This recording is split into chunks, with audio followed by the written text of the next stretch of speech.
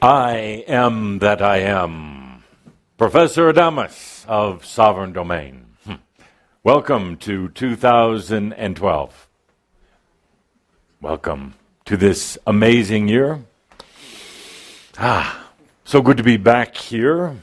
Just finished a wonderful dinner in Vienna. And now I'm with you.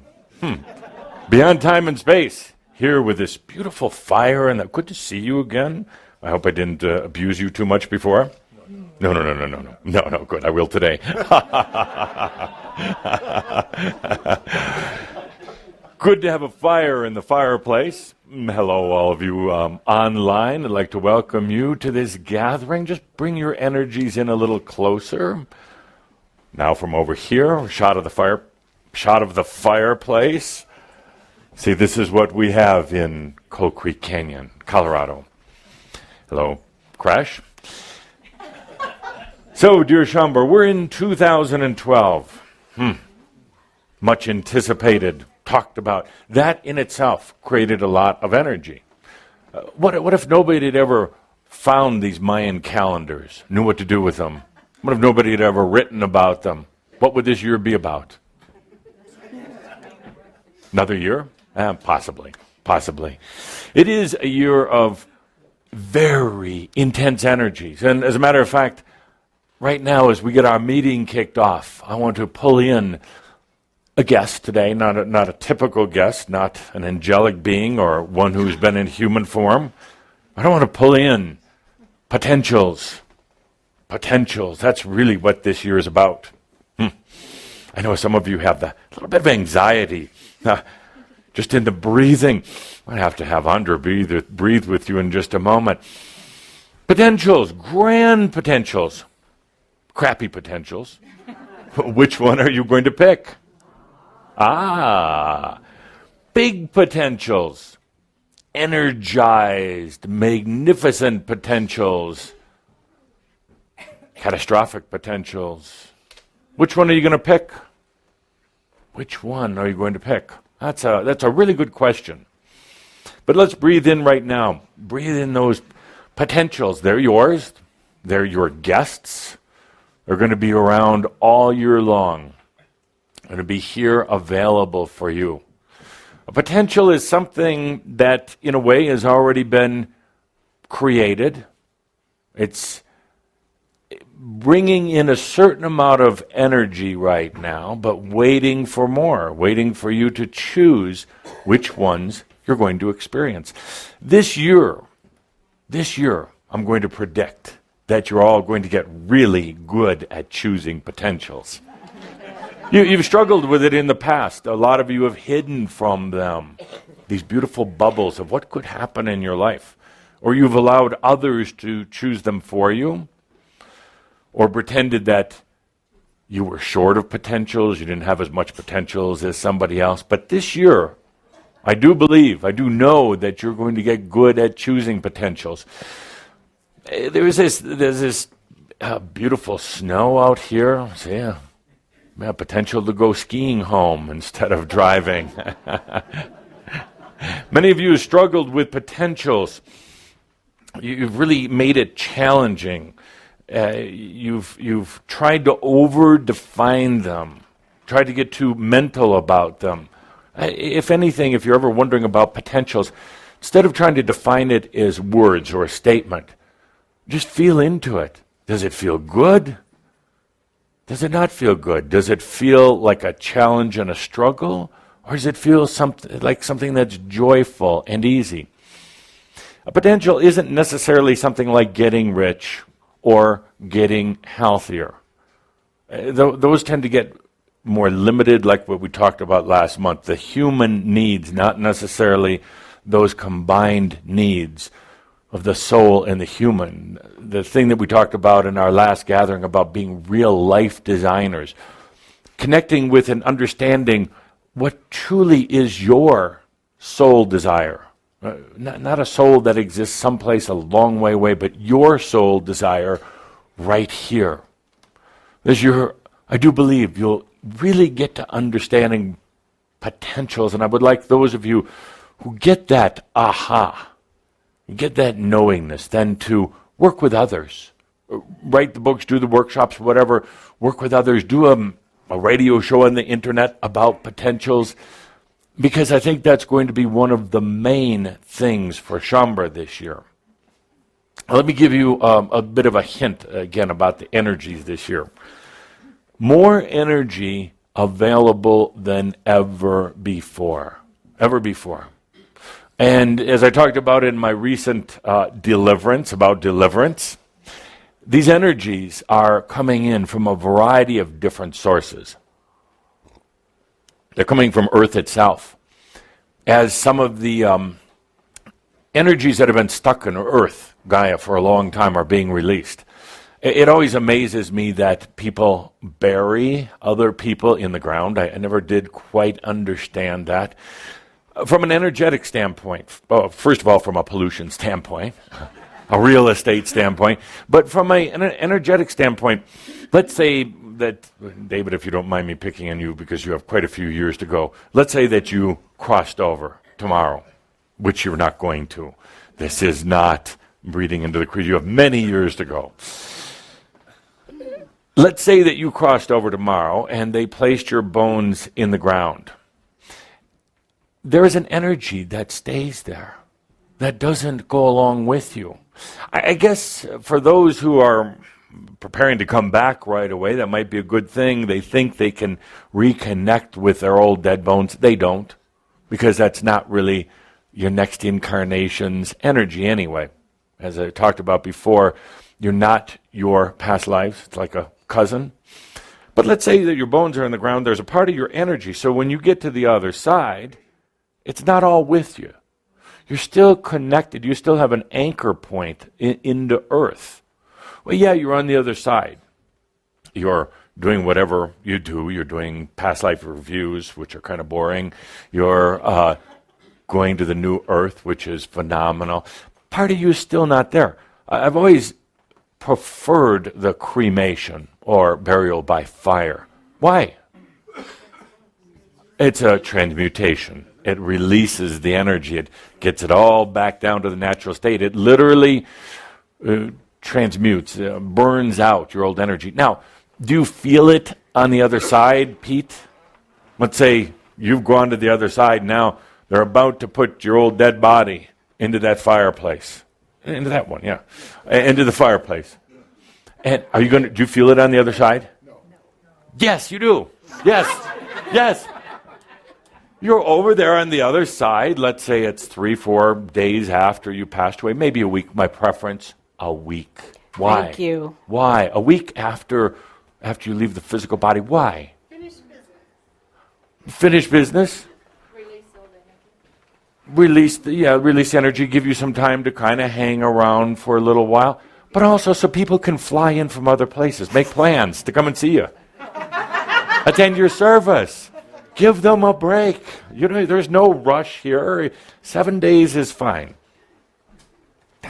So David crosses over to the other side, and he realizes what a grand life he has. He realizes how many friends he had, how many people that loved him and him loving others, the experience. And he's feeling all good, and then suddenly he starts to feel a little warm, a little hot under the collar, and not bad, not like he's burning, but just a little sweaty, like he's just eaten a lot of jalapenos.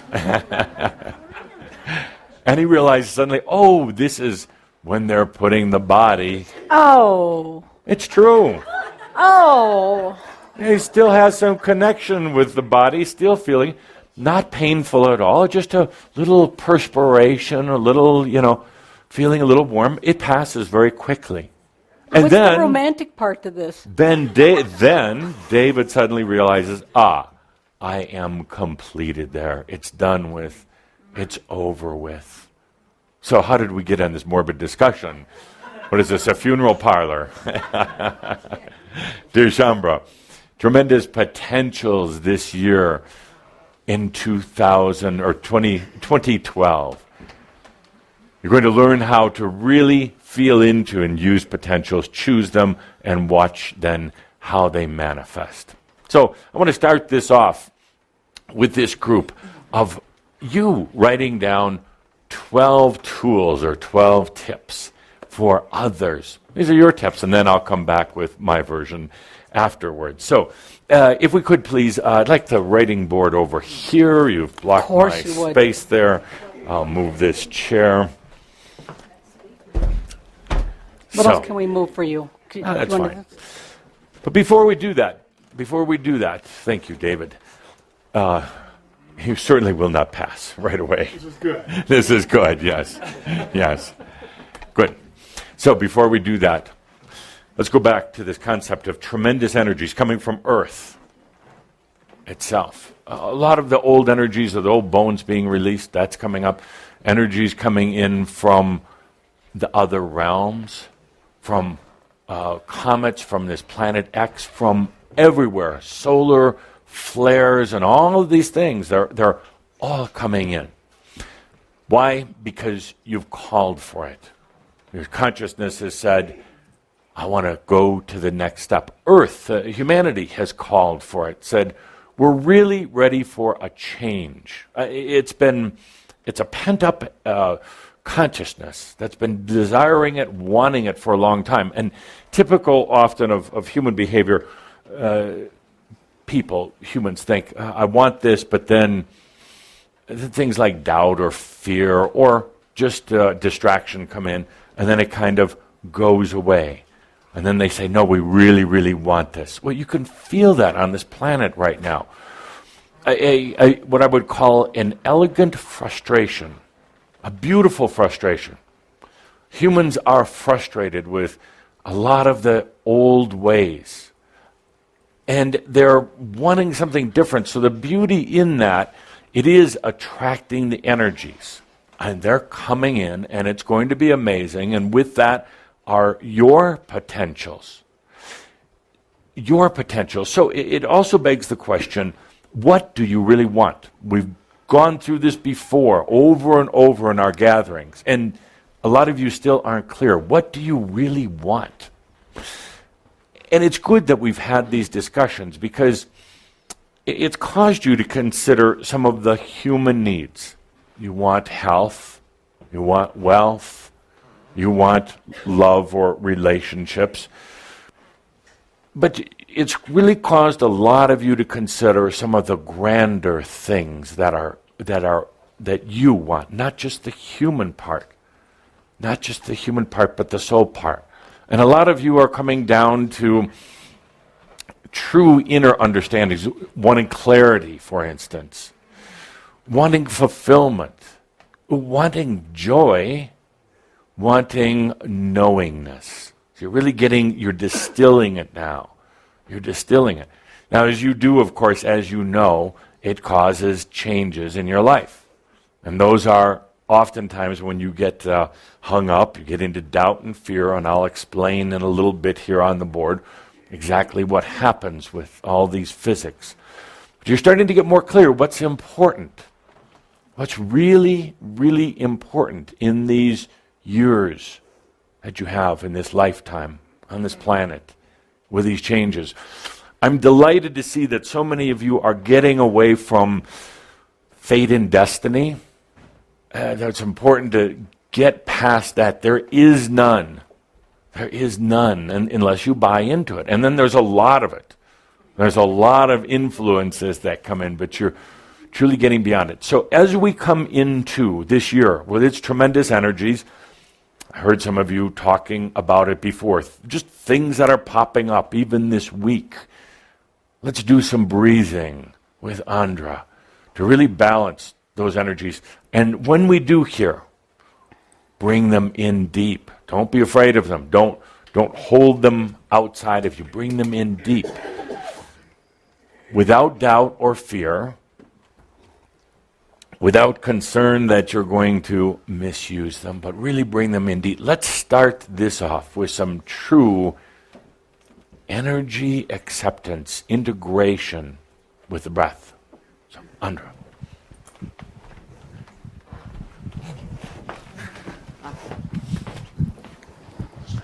I invite you. Receive now this glorious gift. All of them. all of them, sparkling, twinkling, dancing around you. Will you breathe them in, settling deep into the core, allowing and receiving with every breath, breathing in, breathing out, this deep, slow rhythm of yes. Oh yes, sweet ones, come, come, let's dance together as never before. Feel this, breathing, receiving, breathing, receiving, a breath at a time, a breath at a time, settling deeper and deeper into this grand temple called a body, home. Home for the brilliant creations, all of these potentials that have waited for you. Breathing yes. Oh yes. So willing for you to come, each precious one. Breathing yes. Deeper and deeper into this core stillness. Yes, yes, feeling, sensing, breathing.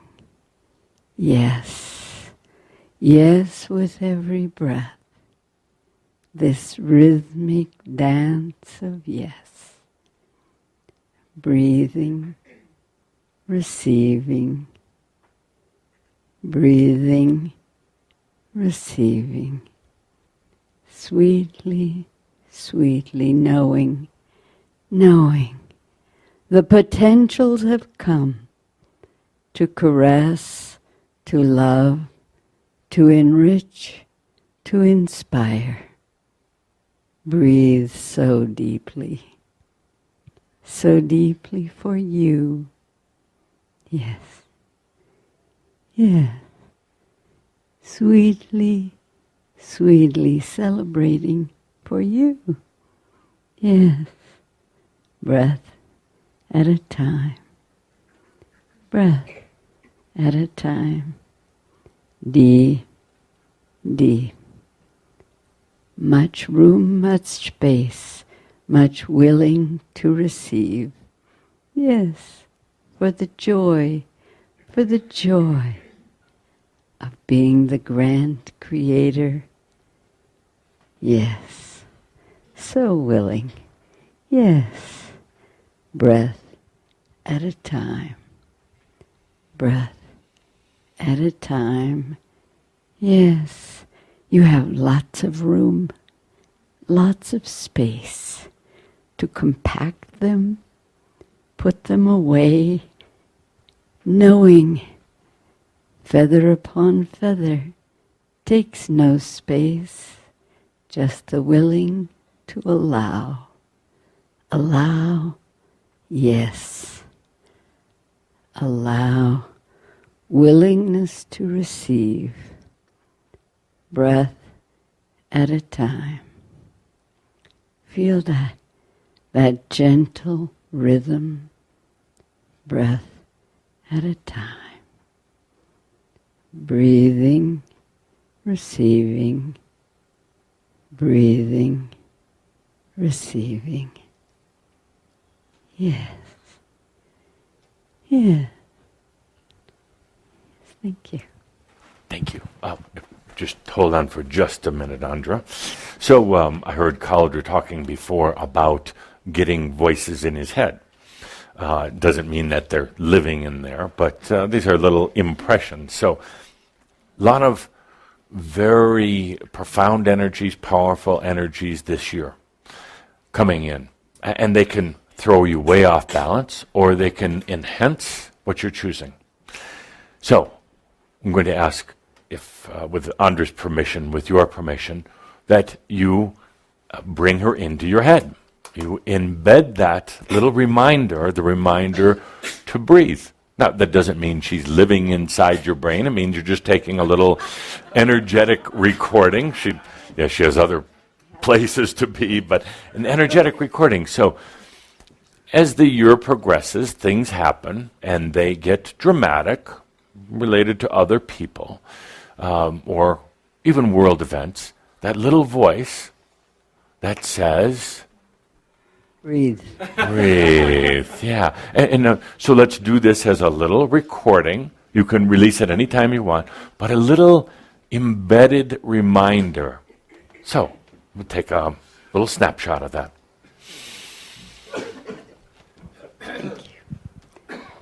This request is just for you. Receive. Receive this breath.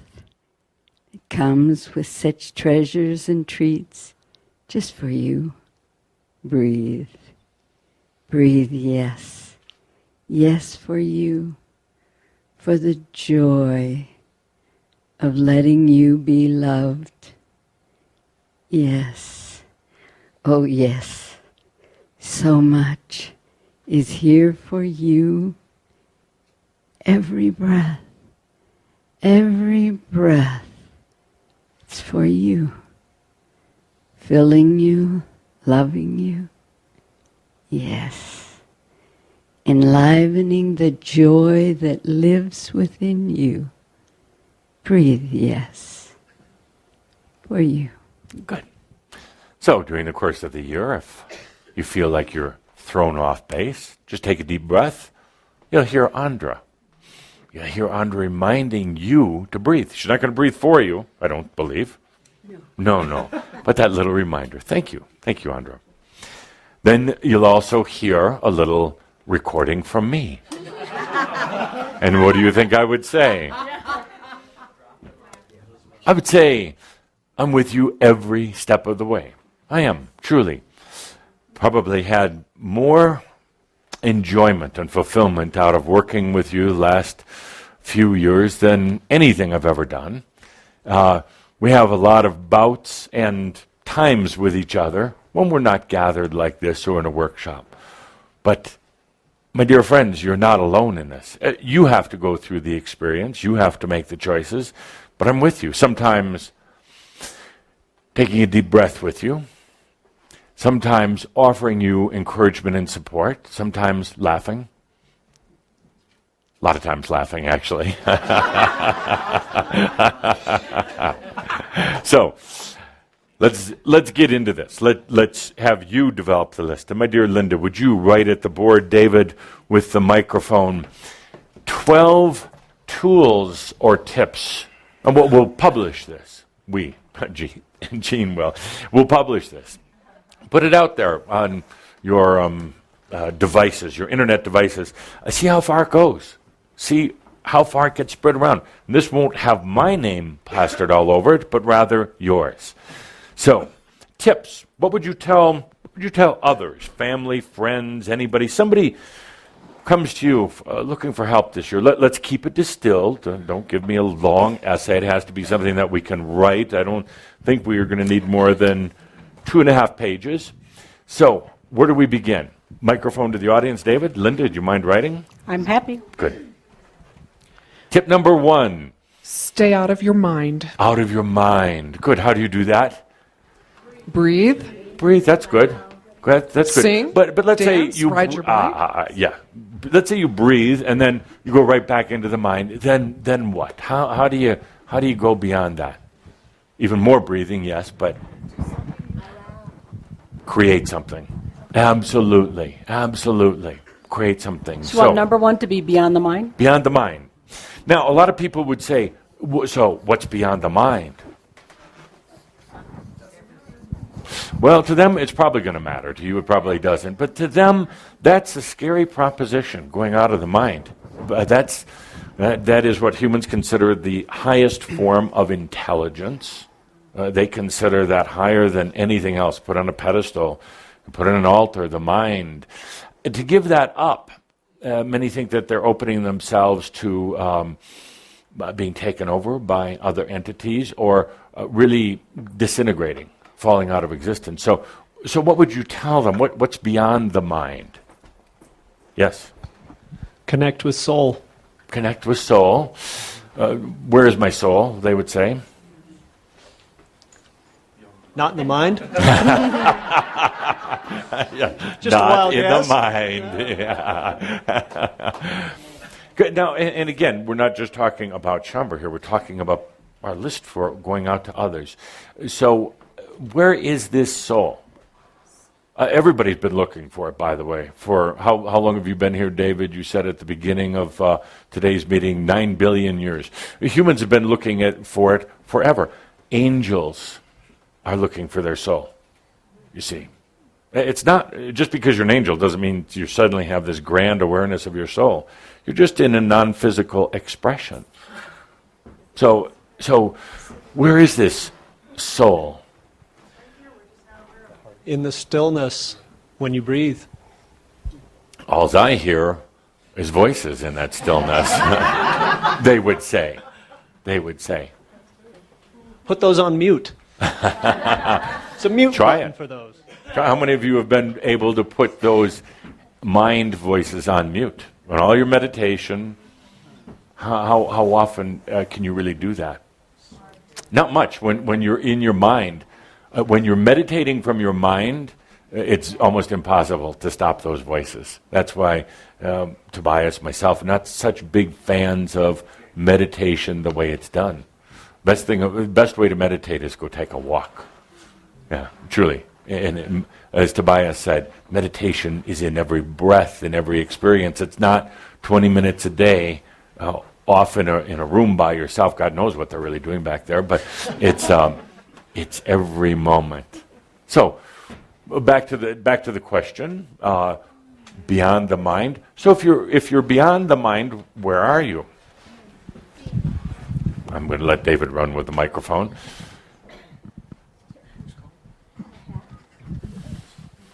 Trust your feelings. Oh, trust your geez. wisdom. I know. Next. I'm playing the part of, I should trust my feelings. My feelings, they get me in trouble. I've been working on not feeling. My family keeps saying, you're so emotional. Stop feeling. That's why I'm in my brain. Trust. I cry about everything.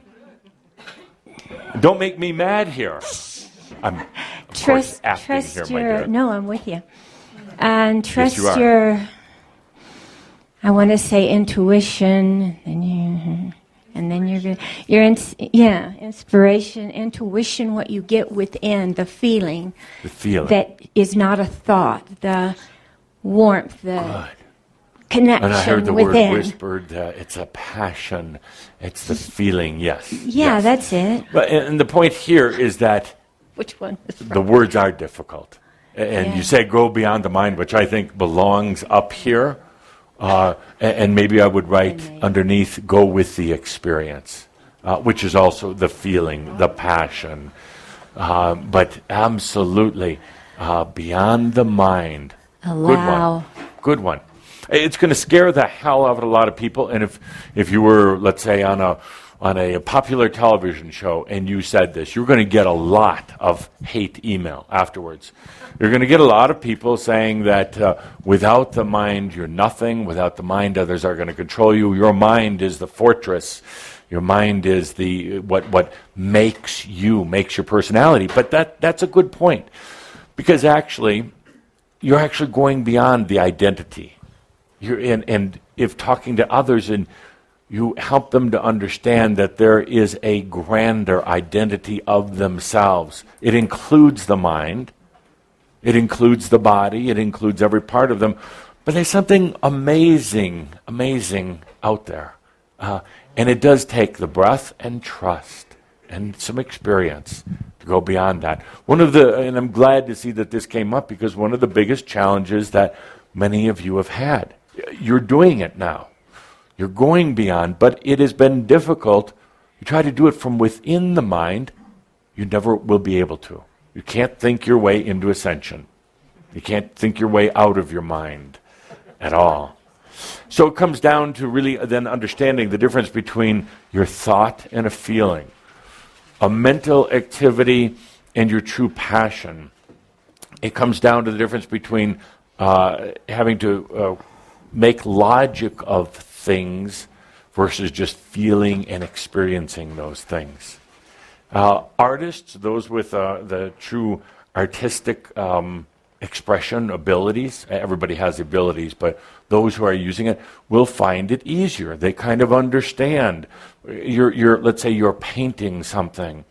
You're not really thinking about it. You're experiencing the feelings with it. Now, part of your mind is functioning, picking the different colors and having to manipulate or handle, not manipulate, but manage your brushes and the lighting in the room and everything else. But suddenly you get into a flow and into a feeling. That is going to be so important this year because it's going to have its bumps, its ups and downs, its shakeouts and everything else. And there's going to be a tendency to get into the mind about it, to overthink it. That's where you take that deep breath. You hear Andra now firmly implanted in your mind. By the way, you can push the button and eject her at any point. It's not stuck in there. That's where you hear that voice say, in a loving, very Kuan Yin-ish kind of way, take a deep breath. The experience. The feeling.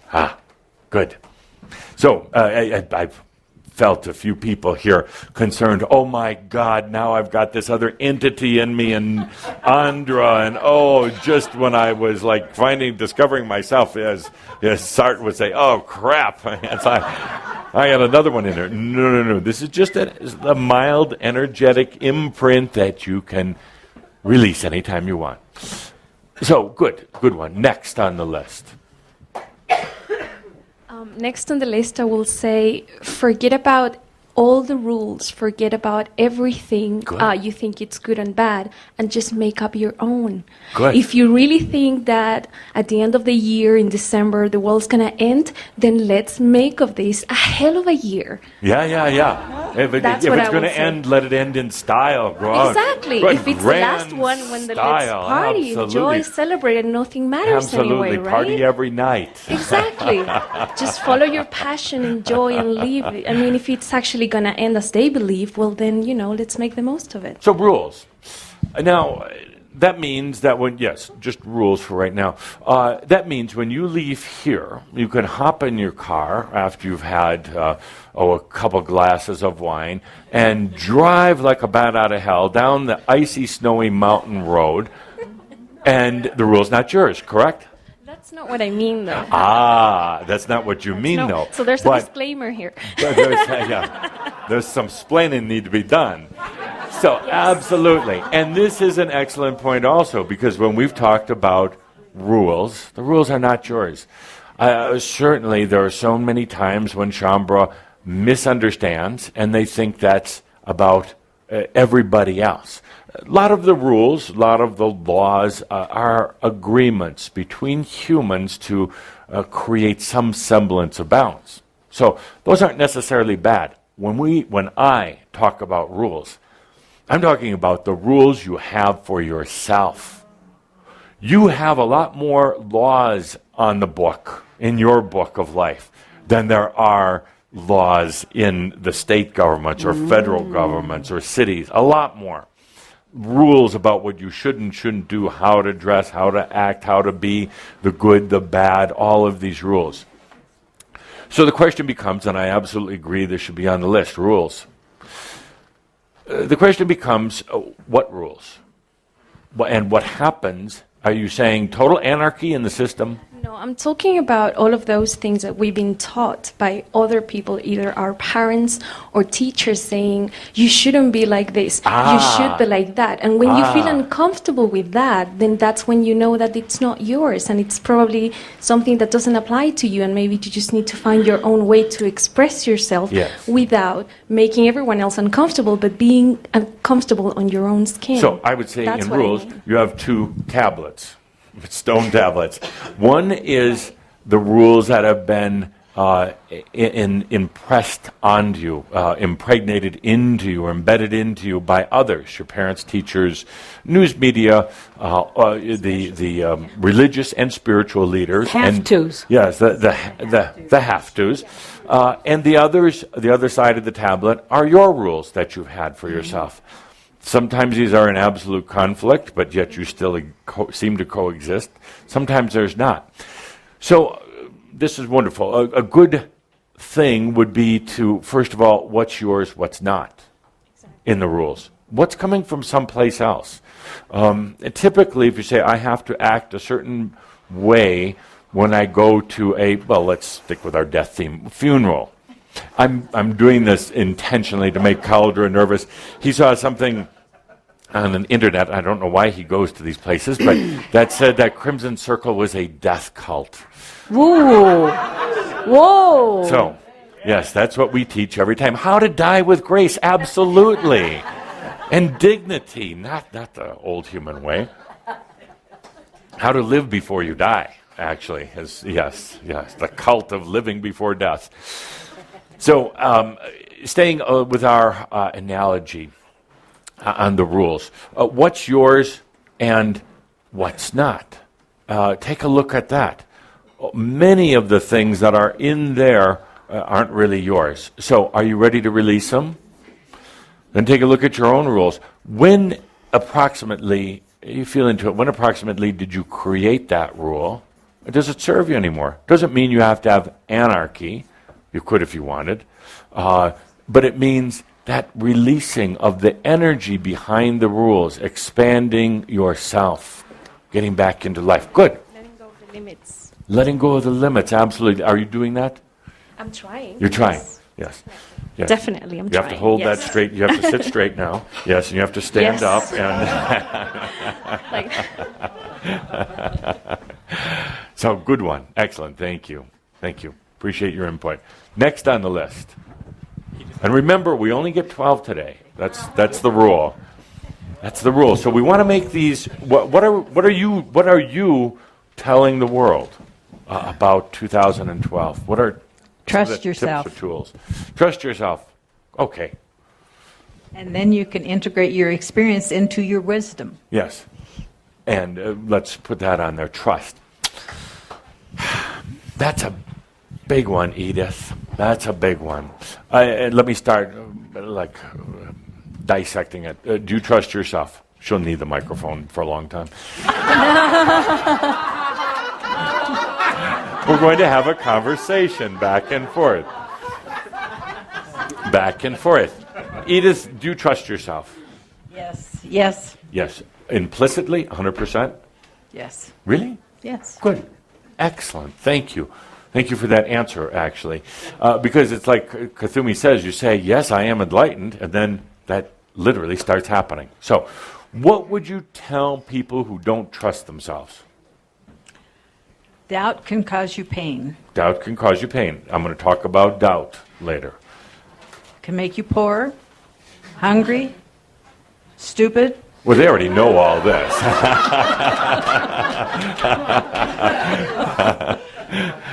How do you know such wise things, my dear? I learned them from you, of course. No, actually, you learned them from yourself. Absolutely. So trust is one of the biggest issues. A lot of people are going to stumble right there. They're going to get through number 1 and 2, and they're going to hit trust. They don't understand it. They may want it. It may sound good, but they don't understand it. What it's really like to trust yourself. And there are so many things occurring to bring you out of trust. It's almost like everything they've created this reality out there that is all about mistrust. It's been done through choice, belief systems, the way they attract energy. So now they've created their world of mistrust. They're living within it. So everything now tells them that there's mistrust, especially with themselves. It's a very difficult one because energy is quite literal to consciousness. And when there is the mistrust, it creates more mistrust. And now you live in a world of mistrust. How does one get out of that? How does one truly get back into trusting themselves when everything that is happening to them, suddenly they walk away from a great conversation with you about trust, they walk out the door, slip on the ice, and break their leg. What do you think is going to happen? Well, we're going to go back to mistrusting. That was a bunch of crap, as Sartre would say. Yeah. We'll need to have you cue you to when to say that at the right point. How many of you have had similar experiences? You've been to a workshop or a gathering of some sort, or you've just read an inspiring book or had something inspiring in your life, and literally the next moment, the phone rings and it's bad news. Or you slip and fall, or whatever it might be.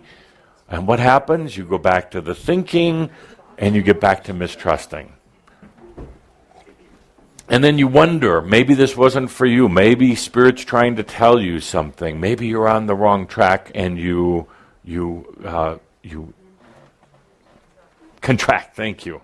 Trying to get that through culture today. So you contract. So trust is a good one, but how does one learn to trust themselves? Choose it, yes. Now you're going to get a bunch of experiences that have to do with trusting. It's not like it's just going to manifest right away, but you'll get a lot of experiences about mistrust in order to help you trust. Interesting the way energy works. How does one learn or experience trusting with themselves? Big one. If we can answer this, boy, we're going to graduate into another level. Yes. We need the microphone here. Okay. Acceptance. Acceptance, yes, I would agree. And I think everybody here would, but you're telling a person on the street about acceptance. Now they're really confused. Trust and acceptance, two things that are very, very foreign. I totally agree with what you're saying, but how do we distill this? How do you get somebody to trust themselves? Self-love. Yeah. Here you go. Self-love. Self-love. Now we've really hit on one of the most difficult things. So let's put underneath here acceptance, self-love. Yes, we all know that's correct. You've all had some experiences with it, but that's the toughest thing a human will ever do. It's the toughest thing any angel in any of the realms will ever do. That's the truly, ultimately, the experience of Earth is self-love. The most difficult thing. Believe that you can do it. Just believe that you can do it. I would argue that one because, first of all, what's the basis of belief? Well, what is their basis to believe something? Because their experiences. But if you can conceive a thought, if you can imagine something, then you believe it and you trust you can do it and it will create. You can. I can. You can. I can. So this is the dilemma. Well, how do you relate this to other people? Because you're asking them to trust, which is a difficult thing to do. But they do to an extent, but trust is like trust is trusting the small, limited tube that they live within. When there's a lot of things outside of that, trust is actually contraction, because people they in a way they contract themselves. They create a very limited and what they would think is mostly safe environment, and they don't step out of that. They live in a small room within a big mansion, and they don't know the rest of it exists. So the trust is actually, for many, a limitation. I'm going to live small because I can control it and manage it, and ask them to trust that there is a mansion outside of that room that they live within. Trust that these other rooms in the mansion, if that mansion is really there, are not filled with alligators and tigers and warlocks. These are all, and I'm not disagreeing, but I'm just saying, feel into an average person, or even slightly above average. this feels like a lot of conversations you and I have a lot of times. Oh, it is. I know. It is. I can't write fast enough sometimes. Yes, what we talk yes. about. But by example, By example, yes. By- And by the way, if it does feel like a conversation, it's because we do this. And it's part of the training for New Earth. It's part of your realizing how far you've come when we ask questions like this. And it's part of you, the distillation process that we're in right now, distilling energies down without writing books and books and tomes about this. How do we really get it down to the essence? So, absolutely, trusting, accepting, self-love. We'll keep it on the board so we can move along here. But these are big issues. A couple of comments about it. Yes. David will grab the microphone. A couple of comments about this subject. You have to grab it right out of his hand. I think before trust is fully experienced, it's releasing any expectations of what an outcome will be. There, thank you. Releasing the expectations of the outcome. Are people willing to do that?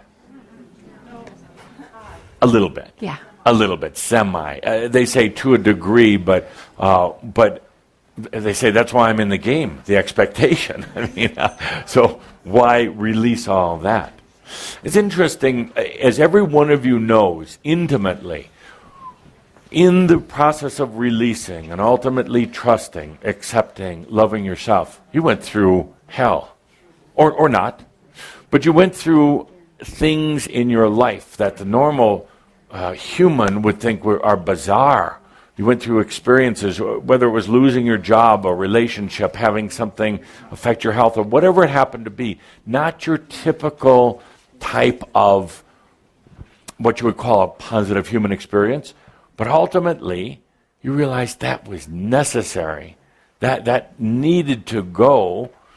You needed to have that connection with the soul self and its input, not just the 7-year-old human. Good. A couple more.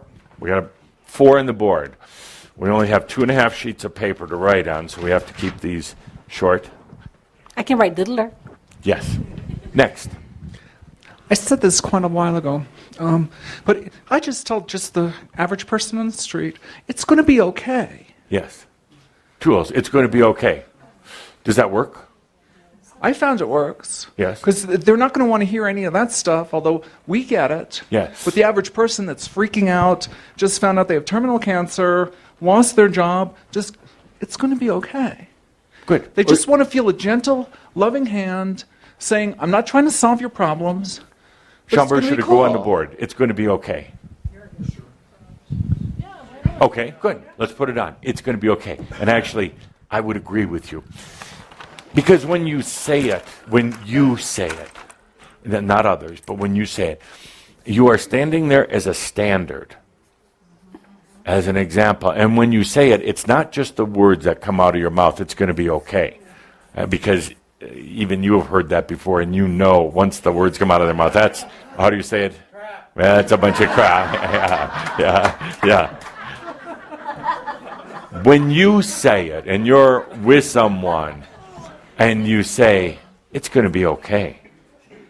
There's an energy, there's a look in the eyes, there's a confidence, because you've been through it, and you know you can come through it and still be intact. Yes, you still got some issues, but you're getting that confidence. It's going to be okay. Why?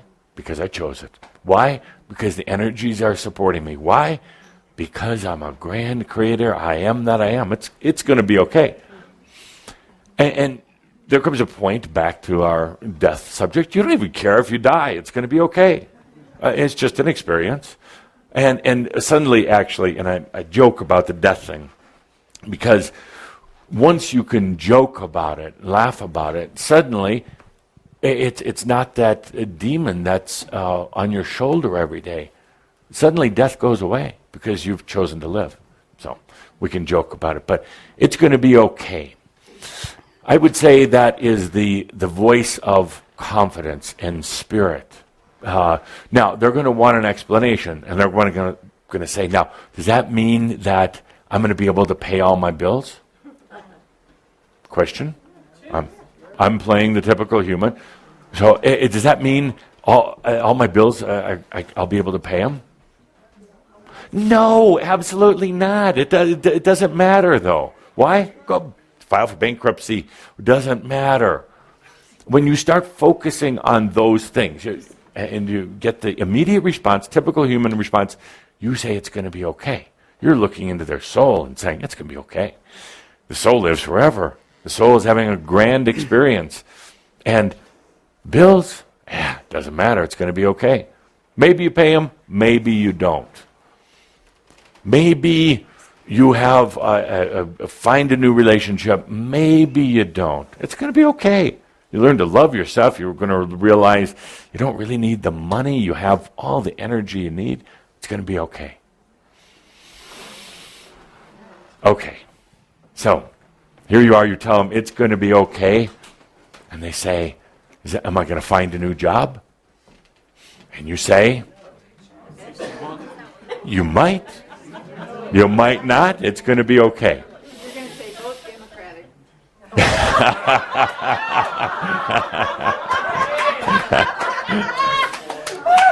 So Edith chooses to bring politics into our classroom. So Better her than me.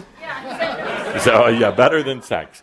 Okay, we're up to 5. Let's go to 6. David, microphone, you got plenty of hands up. Search has been up a long time. Very active group, very enlightened group. Rupert.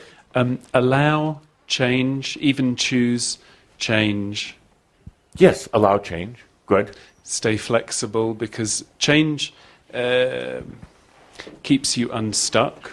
It's inevitable. It's inevitable. So if you're actually allowing it, or even choosing it in some small ways, yes, it makes it easier to actually for it to flow through your life. Why do humans not like change? Scary. Why? You don't know. It's uncomfortable. You don't know. And I go back to my analogy: living in a small room with no windows within a huge, beautiful mansion. But they've isolated themselves in the room because it's manageable, it's controllable. And they've learned how to handle that. These other rooms in the mansion are just overwhelming, unknown, uncertain. So, but you talk about change, and change is a wonderful thing. Thank God for change, and thank yourself for change. That there is this natural evolution process that you really can't go backwards. You really can't, no matter how hard some of you have tried. The change is inevitable. So, but when you tell people allow change, and they're going to say to you what? What kind of change, you mean? They're going to say, yeah, that's what they're going to say. What kind of change? Well, it could be anything. But I guess what I would say is that if you can actually allow change just in small ways in your life, break up routines, choose small differences, yes, daily stuff, yes, then other changes that might be coming through, like changes in you lose your job, you lose your partner, whatever, yes, all of those are going to be a bit easier. Yeah. Now, and if you don't mind, I'd like to modify this to embrace change. Embrace change. Yep. So it's not just allowing, but it's actually embracing it and rejoicing in it, and it's amazing.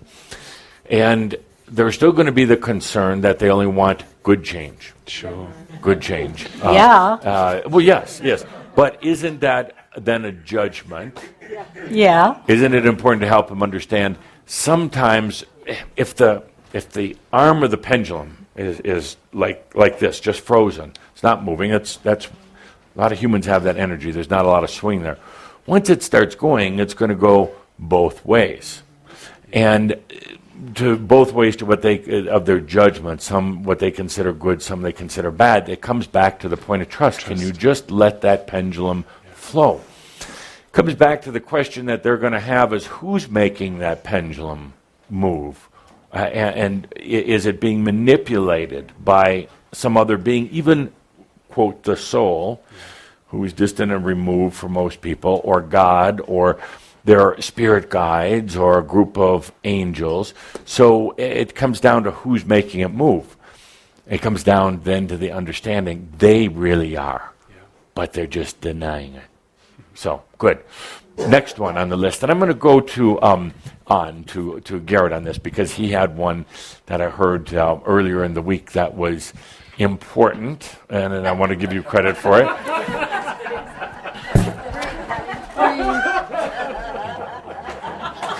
So as he's trying to remember what he talked about. But that's not the one I want to talk about. You can talk whatever you want to talk about. Can I have two? Yeah, absolutely. Two. Laugh. That was one of mine. Because you're going to laugh about it in a year. Why not laugh about it now? Absolutely. Absolutely. This indeed is your list, but there's 3 points that I would love to see get on there, and this was the first one, laughing. By the Laughing way, is... kind of handsome couture today, black on black. Go ahead and stand up and let everybody see. Black shirt, black tie. Oh. This is just my costume, just like Shard is wearing a costume. And what do you call this? Costume. So good, laughter, so important. And now laughter, we're not so heavy as some of these other things. Simple. I'd actually start out with laugh. You're going to need it this year. You're going to want it. Why not? Why not?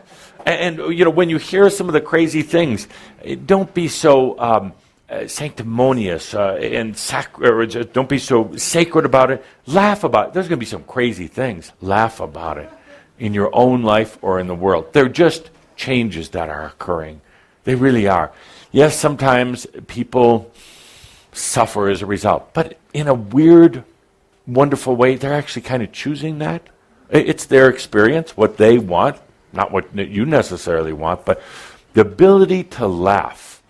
That's what I love about Katsumi. He can make you laugh, get you to cry, get you to feel. That's what Katsumi does, feel. So laughter, that is going to be so important. Next one. Stop worrying about your booger aspects, your nasty ones. The harder ones to integrate are your unfulfilled dreams. Yes, unfulfilled dreams. That was an excellent observation. It was discussed the other night. I was listening in, and now I'm going to actually find a way to. Going to distill it? Yes, but I'm going to do this in 2 levels here. First, for you, what Garrett is talking about here is the integration of your dreams. You've taken a lot of time, you've felt in a lot of the integrating aspects. Your dreams are an aspect. Spend a lot of time with all these other aspects. Now you come to this point of distillation where it's integrating your dreams. Would you care to explain what you mean by that? Well, many times we have these fantasies, these dreams, these wanderlusts that help us cope with the seeming crap of our life. Yes. We escape into the dream from our life. Yes. So would you define the dream as something that occurs at night when you're asleep, or... These are daydreams, fantasies. Daydreams. Thank you. Fantasies, dreams can have 2 meanings, of course. It can mean where you go at night, or some of your aspirations, your ideas, your fantasies, your magic. So integrating the dreams, you might want to write integrating dreams, so important for you this year. Sometimes this concept of dreams and goals, they cross over each other a bit.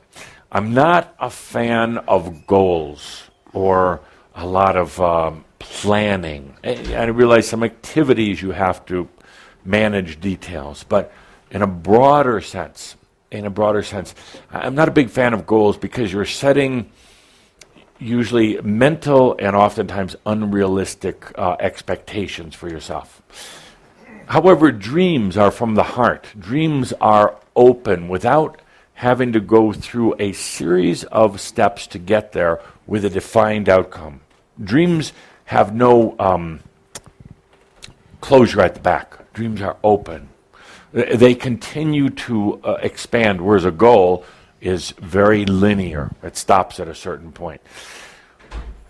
Dreams are held by so many of you in another realm. The daydreams, the feeling into things, the imagining things, but they're out there. They're outside the tube that we're going to talk about in just a minute. And you don't bring them in. I think for Shambhala, this is perhaps the most important thing for this year, integrating your dreams. Because in your dreams is your soul, is your wisdom, are your potentials. Dreams are potentials. Your soul is potential. So, integrating your dreams, bringing them into this reality. Now, that doesn't mean that you then have to try to plan the dreams and try to force and work the dreams. Just let them flow in. It doesn't mean that you need to suddenly, if you thought you had a dream about dancing on a big stage in France, but you're 78 years old, doesn't mean you need to actually go do that. See, that's where you get mental and linear.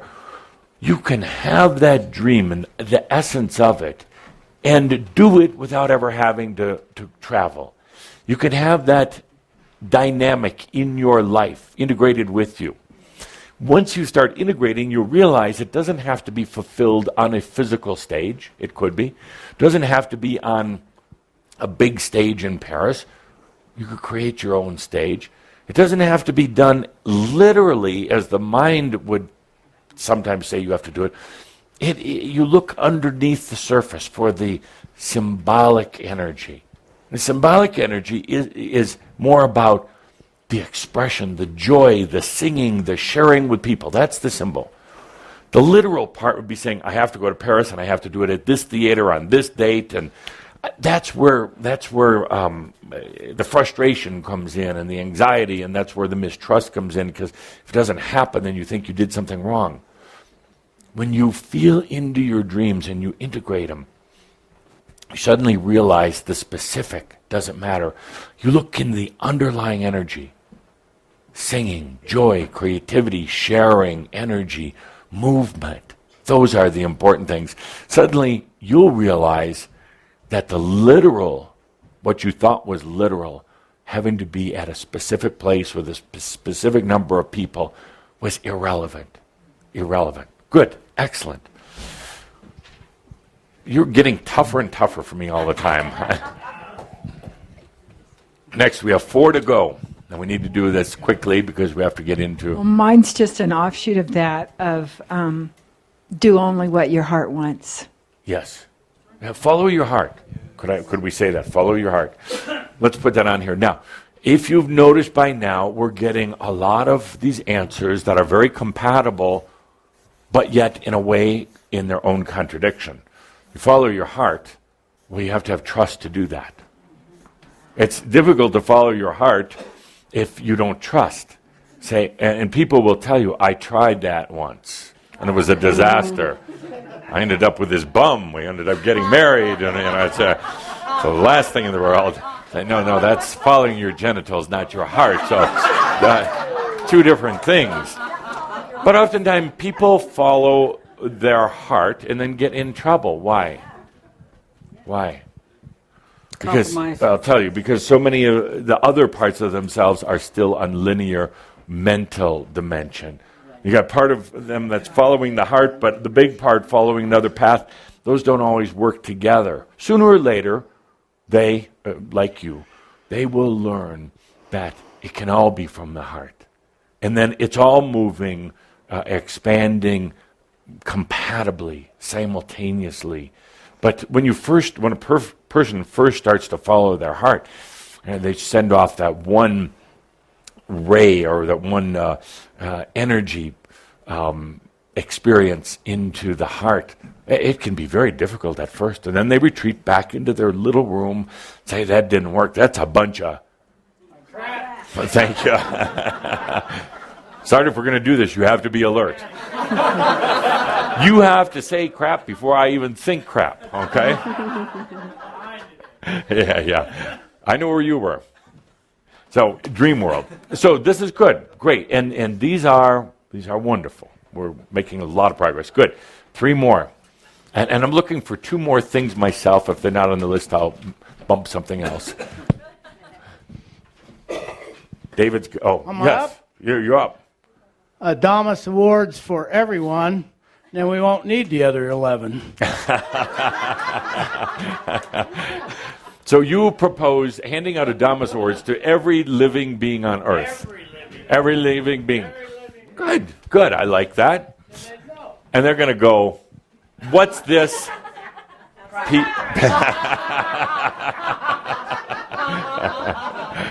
I asked for gold, and all I got was this. Good, thank you. Okay.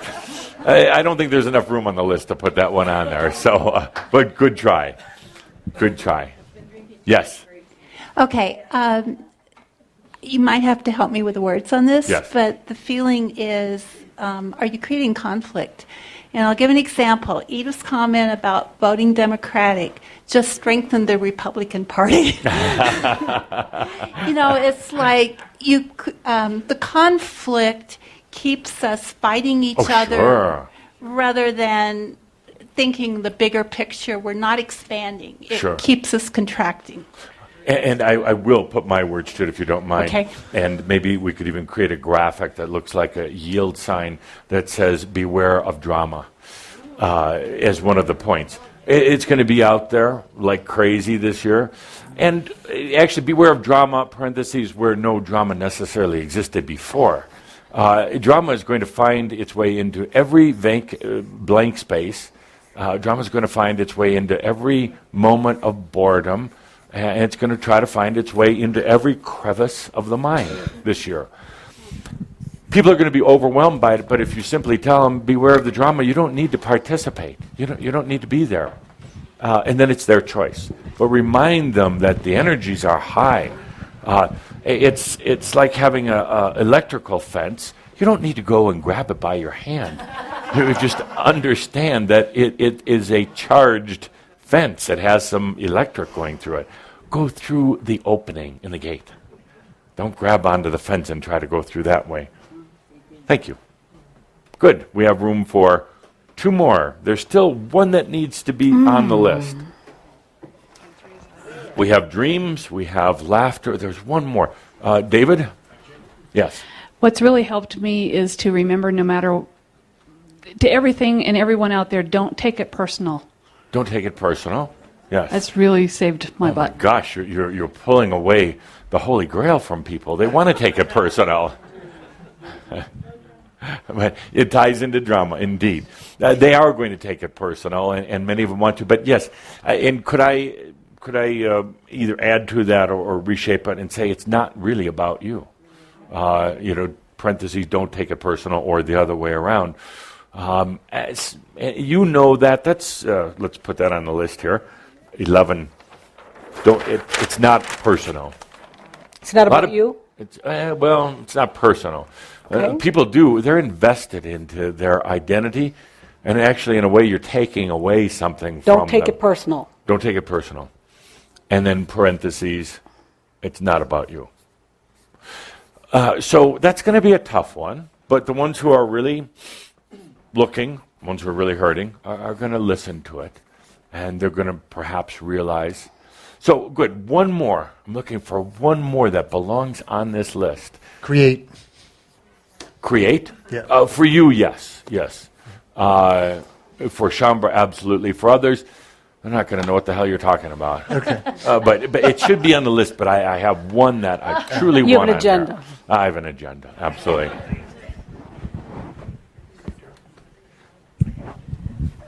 Forgive yourself. Stop beating up on yourself. That's helped me more times. Yes. Have you stopped beating up on yourself? Sometimes. Go ahead. Sometimes. Does it feel good when you do it? Yes. When you beat up on yourself? No. Okay. Absolutely. But, people like to keep beating themselves. Why? Well, it might make them feel like a martyr. Yeah. Sort of a victim thing. Makes them feel alive.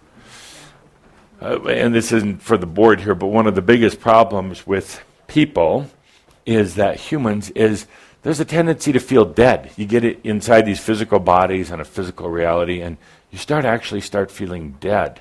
So they do things to remind them that they're alive. Weird things, like beating themselves. Drama, a lot of drama. Tattooing themselves, yes, yes. Have you done that, Edith? No, no. But they do things to make themselves feel alive. I'll give you the answer for the next one. Impatient? No. Simple and easy. Simple and easy. Now, and I really mean this for you and anybody else looking at this list. You can do it either way. Difficult, struggling, hard, which many people choose because they're so conditioned to it. It's implanted in here. They automatically equate success with struggle. There's a word phrase that you use, no pain, no gain. And people believe it. They shake their heads, absolutely. What if you could not have no pain in your working out and have a perfectly fit body? Well, that's not possible. No, you have to work hard. Well, you take that same analogy into regular life. So many people feel they have to struggle. They have to do it the difficult way. Particularly for you, Shaumbra, in this year, there are intense energies. They can be grand, beautiful, wonderful experiences. And you can either do it the easy way, the efficient way, or the hard way. It's not predetermined. It's totally up to you or any other human who would see this list. It doesn't have to be difficult. Some of you, and I'm not looking at anyone, are still doing it the difficult way. And you don't have to, and I'm amazed sometimes. The funny thing is, I'm truly not trying to single anybody out. Caldra is worried that I'm looking at somebody in particular, looking at all of you. Sometimes we have these long arguments, private arguments between us. And I say, why don't you just do it the easy way? Well, yeah, but I can't, and they said that, and that's going to... I go, wow, you are really picking the tough way. There's no reason for it. The energies are intense, but they're not bad. They're not angry energies. They're not suffering energies. They're not a big load on your shoulders. I get a kick when I started saying the energies are going to be intense this year. Huge potentials coming in. Some of you are just like, oh, cringing and feeling it energetically on you. They're not. They're wonderful energies. They're amazing energies. And they're very simple. So, you got that on there. So it goes to my point for you this year. First of all, be layered in everything you do. There's a tendency to be linear. You look at things from one perspective. You go along that perspective, a train going along the track. That's all you know is the track. That's all you will have created in your perception of reality is the track that the train's on. And when somebody comes along and says, why don't you take the train off the track? I say, oh my God, you can't do that. That would be disaster. It would crash. Well, no, not really. Because perhaps that train would suddenly transform into an airplane. And then you wouldn't need a track. It could fly. And then suddenly when you thought, well, I have to get off the runway now, well, you transform and it turns into a river or a lake and you're in a boat. And it can happen that fast and that easy. So this year, as these amazing energies are incoming, be multi-layered. When you encounter a problem, when you run into something, when you get stuck, when you're frustrated, stop at that moment. There are layers above, below, to the sides, everywhere. Don't take the old linear path. Everything. Your relationships are multi-layered, even though you're living them rather singularly. You're living them in a very linear way. Your body, you say, well, here's my body, this is what it needs to eat, this is how I have to treat it. No. Go into another layer. How do you do that? Well, you take a deep breath. You let yourself expand beyond what you would hold as your reality. Take a deep breath and say, I know there's more out there. I'm going to expand out to it. Therefore, it happens. It does. Everything that happens this year of concern, whether it's in your personal life or whether it's on a global scale, I want you to look beyond the surface. We talked about this on the brilliant radio show the other night with Astor Duck and with dear Linda Visa. And this was a setup, in a way, a good setup, meaning that there's medical issues, and you say, I know somebody that has cancer or diabetes or any of these things, and you say, so what's the medical advice? What should I do? Well, the medicine is part of it because you do want to address that energetic imbalance. But you want to understand what lies below the surface energetically, or above or to the sides. What is the energetic cause of diabetes? Anybody? Loss of love, no sweetness in your life, no love of yourself. It's so simple, so simple.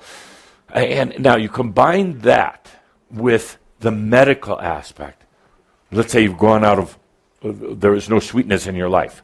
Because you don't love yourself, you're going to reflect that. You're not going to have people that love you. I'm not saying Edith, that's you, but anybody here can be an example. So suddenly you get diabetes because you're not giving yourself love, therefore you're not creating it to come back to you through other people or yourself. So you have to address the medical, and sometimes right away. Otherwise you might find yourself on the other side with me. Not so bad after all, though. We have a good time over there. But you want to address the medical, but you want to address the energy of that as well. The two work together, you see. So you take any problem in your life, back issues. What's the simple, what's the problem with back issue? Caring too much. Thank you, Rupert. Caring too much. Too much responsibility. You're taking it on for others or yourself or your aspects.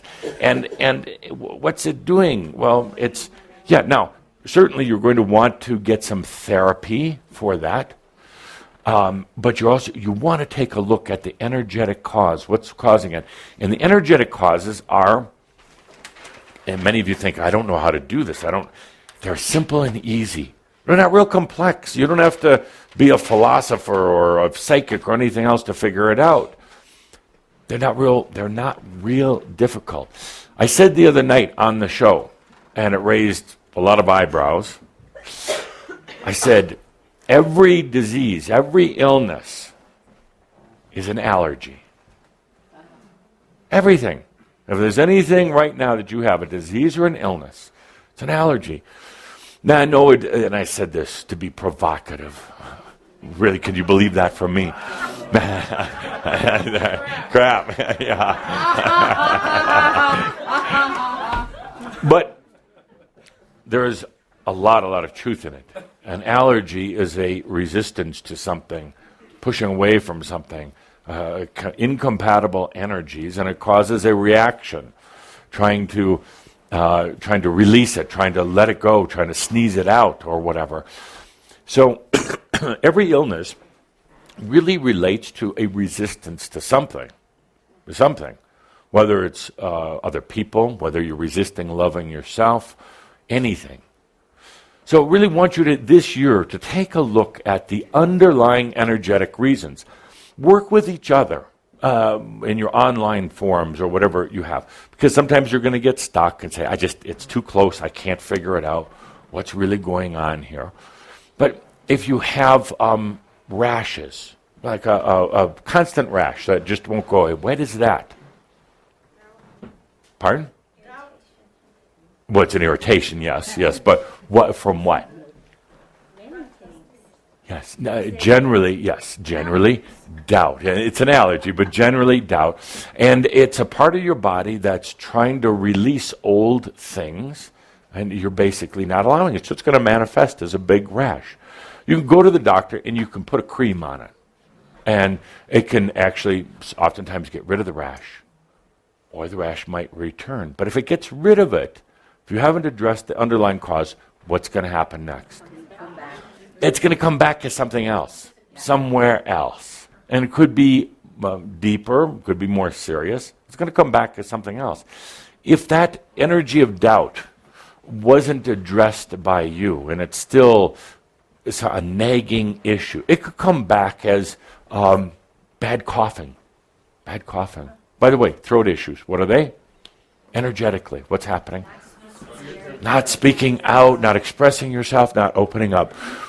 You can go through, Shambra, we can make a list of very simple things, not talking about getting, writing, again, huge volumes, but there's some simple, basic things. Energy issues that need to be addressed. So this year, as things are coming at you, keep it easy and simple. Take a look at the underlying issues. Get off of the linear path. Look all around. Probe and search all around. What's really going on? You don't have to get mental. It's pretty simple. So let's take a deep breath. 2 more things we want to do today. Always running out of time. Always. Now, I want to give an example here. It was, we talked about this in our last gathering. I believe, Edith, you came up with the question. The question had to do with doubt. True? The question I asked last time was about clarifying the aspects of the past lives and integrating those. Microphone. So everybody all over the world can hear you. Repeat all that.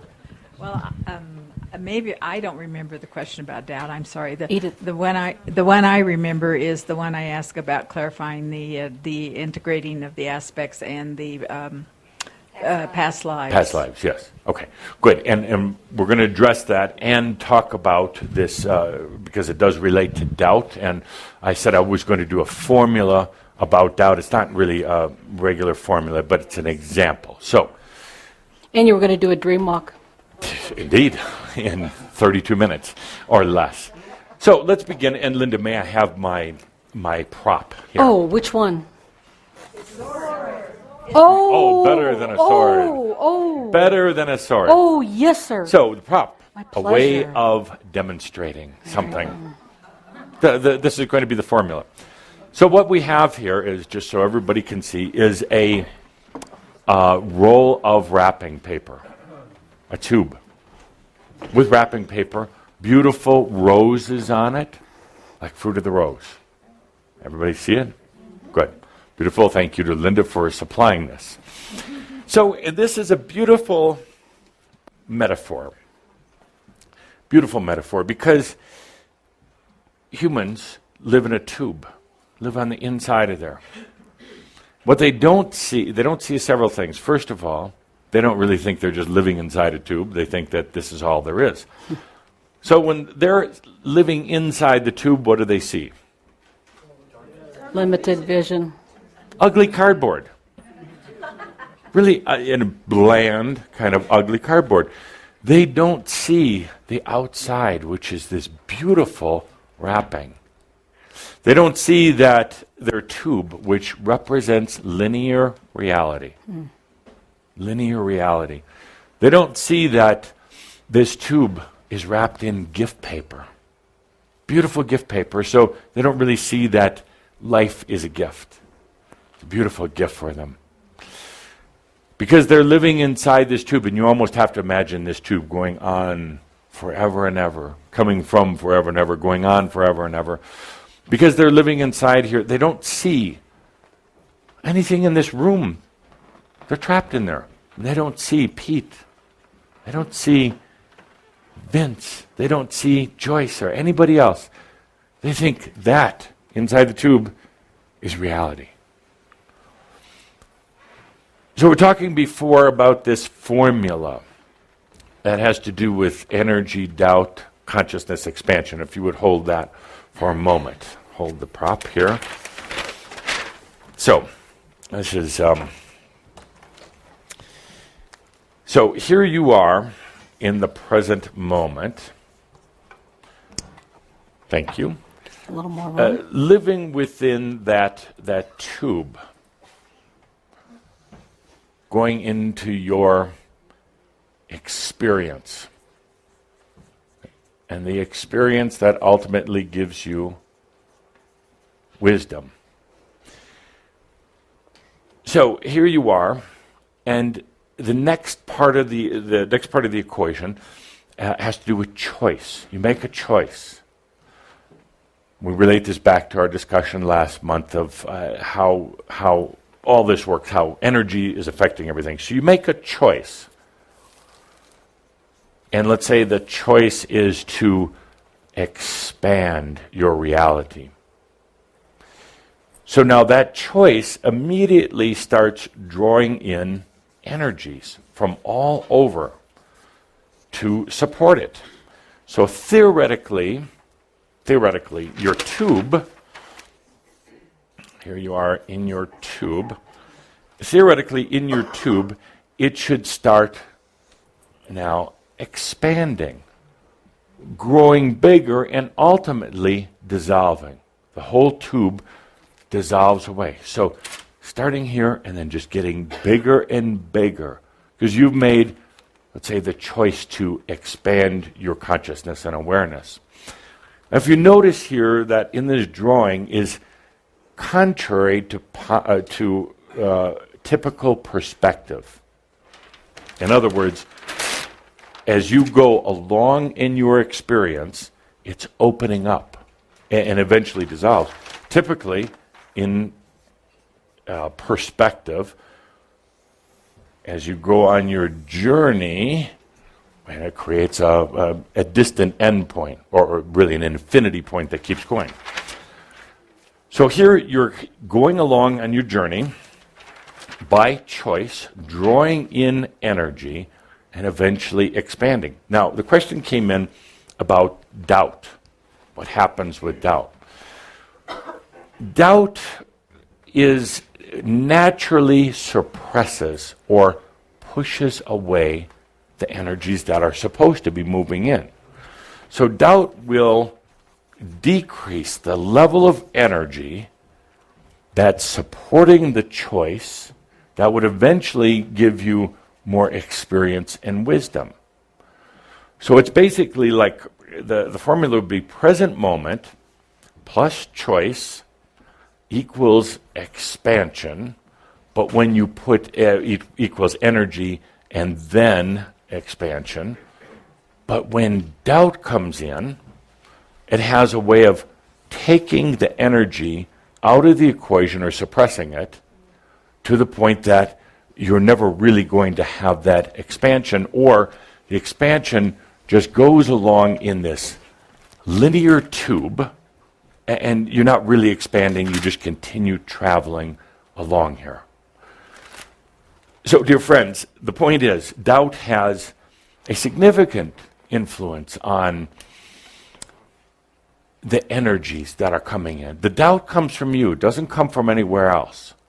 So in this year also, take a deep breath and take a look at your doubt. Take a look at what it's doing with the energies, how it's keeping you in a tube, a linear tube. When you release the doubt, you're going to attract a lot more energy. Energy that is simpler, easier, more efficient. Doubt will actually, I forgot one important point in here. In this whole analogy, this tube, I have to get a new sheet here. In this whole analogy, the tube that you have is existing within time and space. So time and space make this tube the reality. And it keeps it held in there, keeps you held in there. So as you attract more and more energies with less and less doubt, it will start blowing away the whole concept of time and space. Time and space are brilliant creations up to a point. There comes a point when you get off of them. You, as I said before, you start looking into the layers and levels, and suddenly you're not using time and space as the measurement devices and as the devices that hold you into this reality. You start expanding out of them. Doubt will put time and space, the time and space equation, back into your reality. Doubt gets you right back into time and space. And we'll continue our discussion in our next gathering about time and space how they serve you, and also why it really doesn't serve you anymore. Time and space are going to be, it sounds romantic to get beyond them. That's actually a little bit frightening. It's a matter of fact, can be terrifying to go beyond time and space, because suddenly your tube, that's when you hold up the tube, suddenly the tube doesn't exist anymore. Or the tube no longer has the characteristics that you've always thought it has from looking within. Suddenly, it's expanding.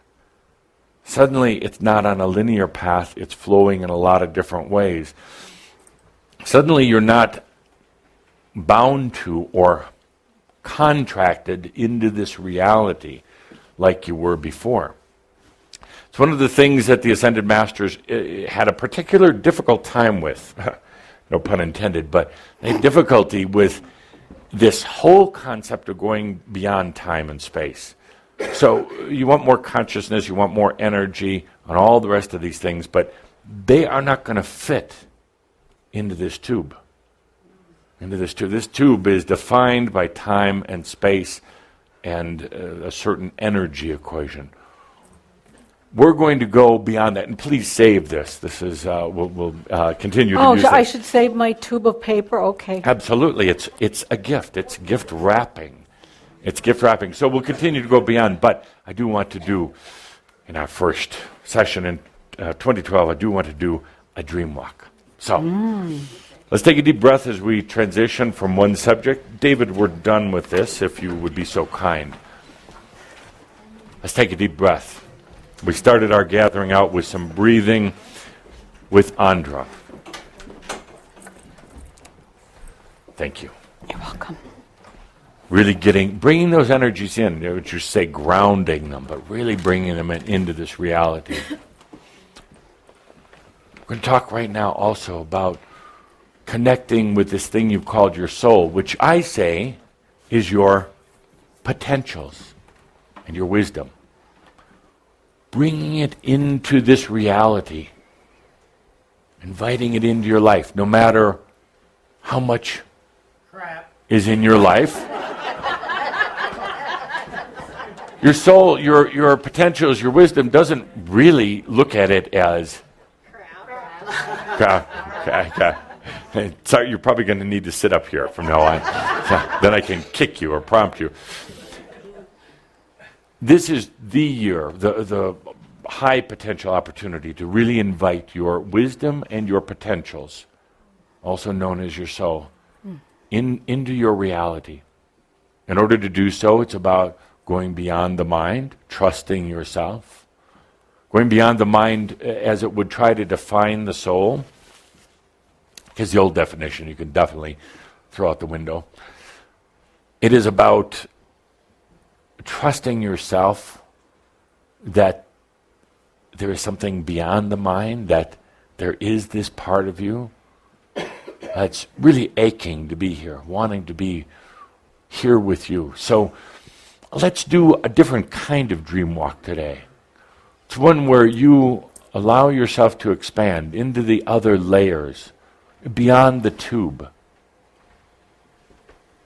where you allow yourself to open up, but not leaving these chairs. But as you do, you create a type of invitation. It's like a chalice. It's like the open arms.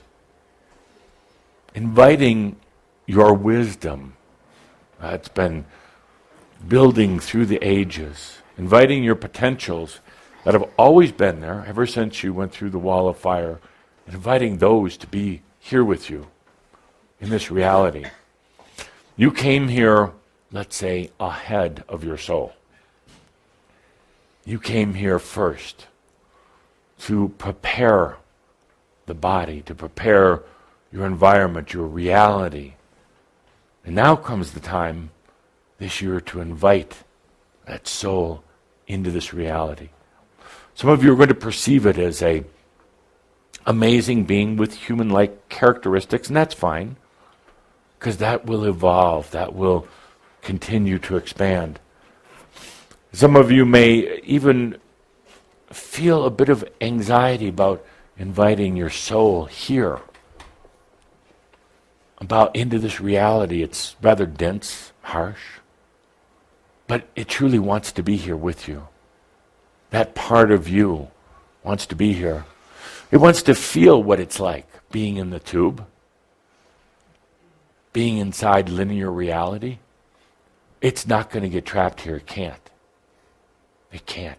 It's far too simple to ever get trapped here. So let's take a deep breath, what we call a dream walk. Take a deep breath, expanding your awareness, creating an invitation to your soul, to your wisdom, to your potentials to be here. Oftentimes, the highest potentials haven't even been invited in. Oftentimes, you've held your highest potentials like you would hold the best cards in your hand, waiting for the right time. But now is that right time.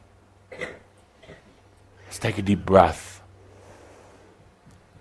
And the invitation to your soul to be here. Without expectation, by the way. Without expectation. Without expecting that the soul is going to come in and instantly make you intelligent or smart or younger or richer. That soul just wants to be here with you. That in itself, my dear friends, that in itself creates a whole new path, helps you expand outside of the tube. So take a deep breath as we begin this year. Play a little background music. And now it's just between you and your soul self. An invitation for your soul to be here, to listen to this music with you.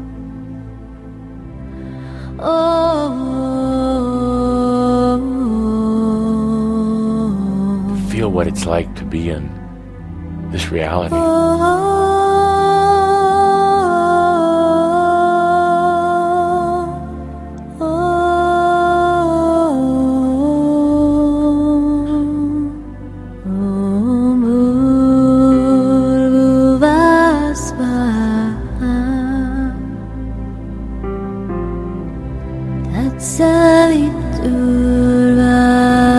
Gentle invitation to your soul.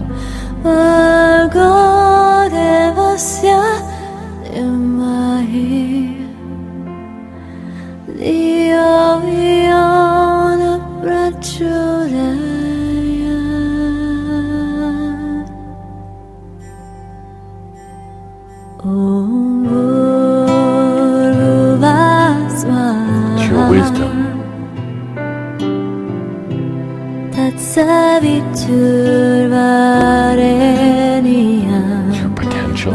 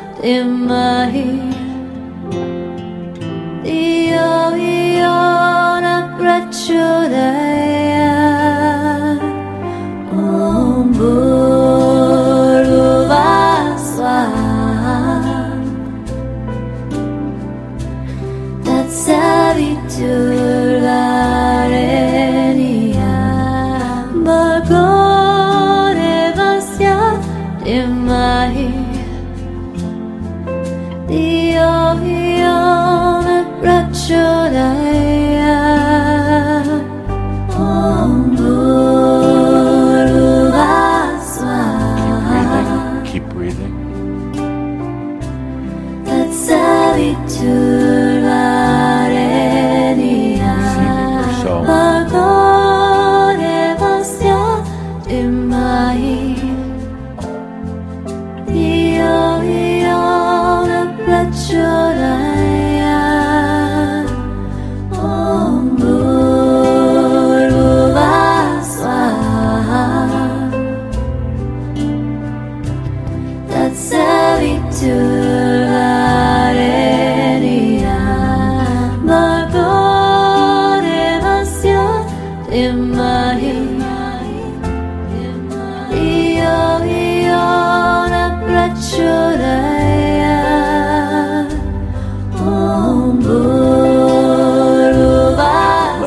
Let your soul tell you, share with you what it was like outside this tube with a gift wrap. I tell you what, all about the gift wrap, about the reality outside of that tube.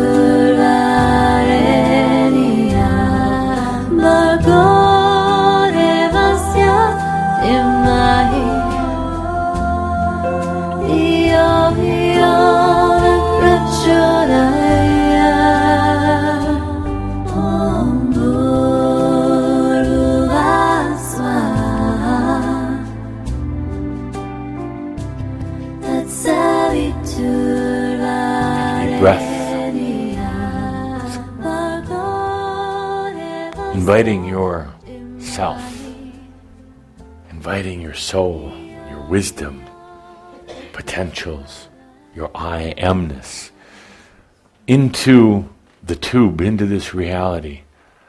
It's perhaps the greatest gift you could have ever given yourself. Take a deep breath. I know some of you are saying, but I didn't feel a thing.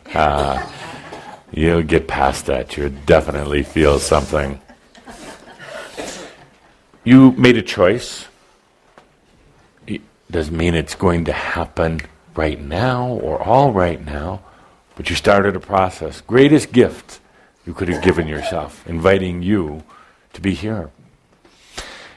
Now, as I said before, sometimes you have to look at things from both directions or multiple layers. Don't always take it literal. Look at it from multiple layers. So, you invited your soul to join you here. Been a long time. You kind of kept it away. Long time. Finally said, come on in. I'm ready. Why not? Had nothing to lose. Come on down. If you think it's so great down here, you come down here and spend some time. So a funny thing happened. Things are not always what they appear to be. The funny thing happened. We talked at the beginning of our meeting about all these intense energies for this year. Talked about what you would tell other humans, what would you tell a human being about this year? We made up a list with all these different items on which we'll publish indeed. Imagine just for a moment that you are the soul. You were outside, now giving advice to the human in the tube. That you gave all these for yourself. You're the divinity, giving it to that human aspect. Have you scratching your heads for a little bit? What if it wasn't the human sitting here inviting the divine in? What if it was just the other way around? What if it wasn't the human sitting here making the list, but those were from the divine? Key point for this year: nothing is going to be normal. Nothing is going to be regular. Nothing is going to have the same outcome as what it did before. Expect the grandeur, my dear friends, and throughout the whole time, remember that all is well in all of creation.